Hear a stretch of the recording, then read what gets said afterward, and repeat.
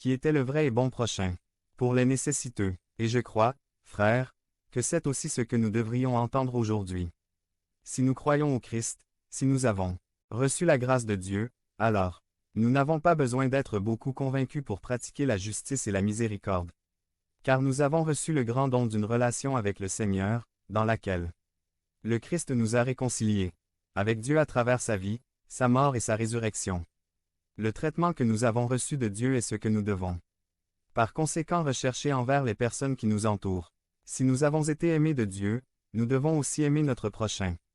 C'est pourquoi, je dis qu'ils n'ont pas besoin de nous convaincre d'aimer notre prochain, mais plutôt, comme le scribe, de nous perfectionner dans cet amour du prochain.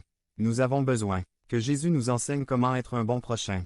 Jésus raconte ensuite au scribe une histoire connue sous le nom de parabole du bon samaritain. Je voudrais suggérer qu'il vaut mieux l'appeler aujourd'hui la parabole du bon voisin, parce que c'est précisément ce qu'il nous enseigne. Qui est un bon voisin? Jésus commence son histoire en disant dans Luc 10, 30, un homme descendait de Jérusalem à Jéricho et tomba entre les mains de voleurs. Ils lui ont enlevé ses vêtements, l'ont battu 530 fois, et sont partis, le laissant à moitié mort. La route d'environ 28 km entre Jérusalem et Jéricho était connue pour son danger en termes d'agression car la géographie s'y prêtait. Cela n'aurait donc pas dû surprendre les auditeurs de Jésus que ce chemin soit le décor de l'histoire. Il n'était pas non plus surprenant qu'un homme ait été agressé et laissé au milieu de la route. Autrement dit, il s'agissait d'un cas très probable qui se produisait réellement, ce qui ajoutait de la pertinence à l'histoire pour les auditeurs. Et là, abandonné, presque mort, se trouvait cet homme juif au milieu de la route. Tout d'abord, un prêtre apparaît sur le chemin et lorsqu'il voit l'homme étendu là, au lieu de s'approcher, il s'éloigne le plus possible. Ensuite, un lévite entre en scène, imitant le prêtre en tout point et passant sans prêter attention à l'homme. À ce stade de l'histoire, la tension atteint un niveau sans précédent.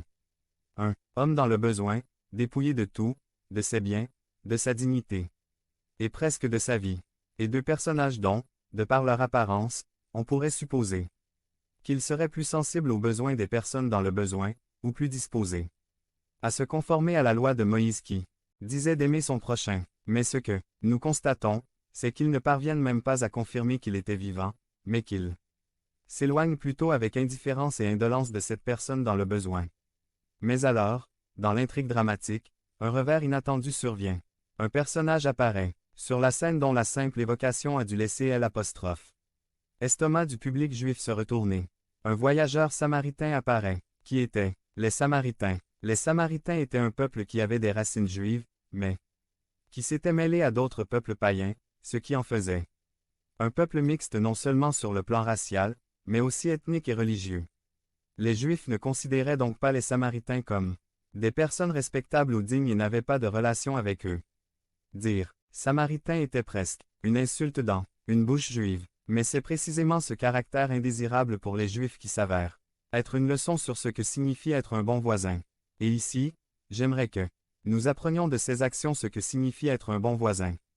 Premièrement, un bon voisin est prêt à briser les conventions sociales pour aider ceux qui en ont besoin.